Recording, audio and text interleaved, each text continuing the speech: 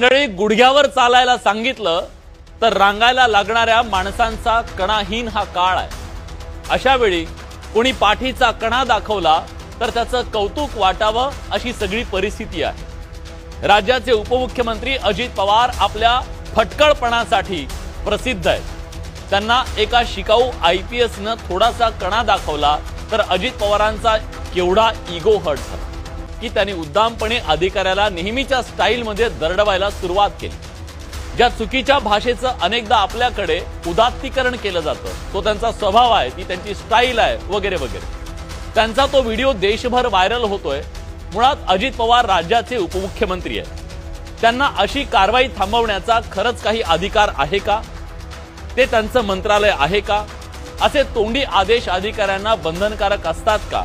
आणि सगळ्यात महत्त्वाचं म्हणजे अजित पवार यांनी नियमानुसार कारवाई करणाऱ्या अधिकाऱ्याच्या कामात अडथळा निर्माण केला का? हा पदाचा दुरुपयोग नाही का? कायद्याचं रक्षण करणाऱ्यांना धमकावणं कितपत योग्य आहे? आरेकारे करायला IPS काय घरगडी आहेत का? घरगड्यांनाही खरं तर सभ्य माणूस असं बोलत नाही, बोलू नये। शिवाय यात आणखी एक मुद्दा आहे, तो म्हणजे प्रोटोकॉलचा। अधिकाऱ्यानं सुद्धा राज्याच्या उपमुख्यमंत्र्यांशी बोलताना तो प्रोटोकॉल तोडला का? प्रोटोकॉलचं पालन झालं नाही का?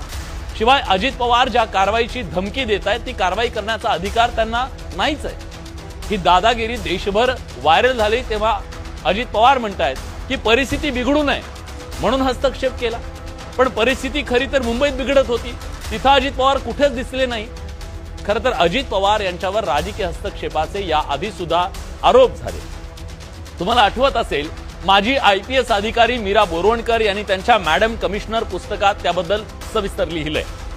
एकूणच राजकीय मंडळींना हस्तक्षेप ही काही आपल्याकडे नवीन गोष्ट नाहीये, पण सभ्यतेची झूल पांघरून पडद्यामागे केलेली जाणारी ही दादागिरी कधीतरी समोर येते।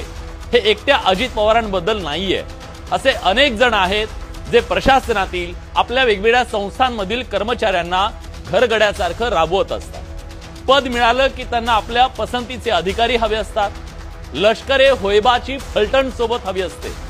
त्या फलटणीत सामील न होण्याचा जो होणार नाही त्याचा मग पुढे तुकाराम मुंडे केला जातो। अतिशय प्रामाणिक कर्तव्यदक्ष अधिकारी असलेल्या तुकाराम मुंडेंची 20 वर्षात 24 वेळा बदली झाली आहे। आजच्या प्रशासनात प्रामाणिक आणि कणा असलेले अनेक अधिकारी आहेत, पण त्यांना धमकावून दरडावून अपमान करून त्यांचं मनोबल खच्ची केलं जातं, अशी व्यथा ते खासगीत नेहमी व्यक्त करतात।